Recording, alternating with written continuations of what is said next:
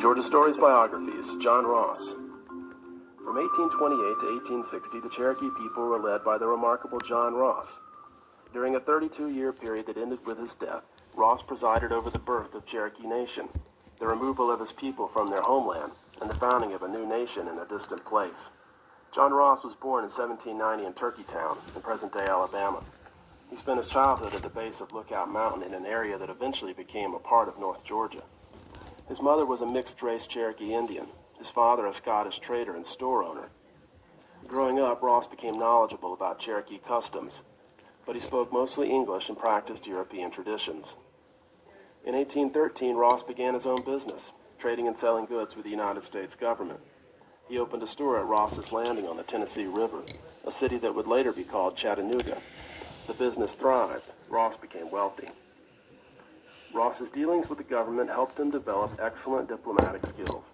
In 1827, he became the principal chief of the Cherokee Nation. The Cherokee Nation was a republic that Ross and other prominent leaders had established. The nation consolidated Cherokee tribes across Georgia, North Carolina, Tennessee, and Alabama. It had a constitution, a government, and a court system similar to the United States. The hope was to preserve the lives of Cherokees in Georgia by adopting many of the customs and laws of the whites. In his role as Cherokee leader, Ross traveled often to Washington, D.C. to defend the Cherokee possession of territory that had been theirs alone for centuries. Large swaths of Cherokee land were being gradually ceded or taken over by whites. The discovery of gold in North Georgia only made white Georgians even hungrier for Cherokee land. Ross lobbied Congress to fend off encroachment into Cherokee territory, but to no avail. The Indian Removal Bill, passed by Congress in 1830, gave the government legal authority to evict Native Americans from Georgia and distribute the land to whites in lotteries.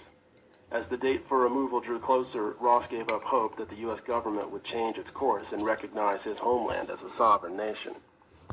Under President Andrew Jackson's urging, forced removal of Cherokees from Georgia began in 1838.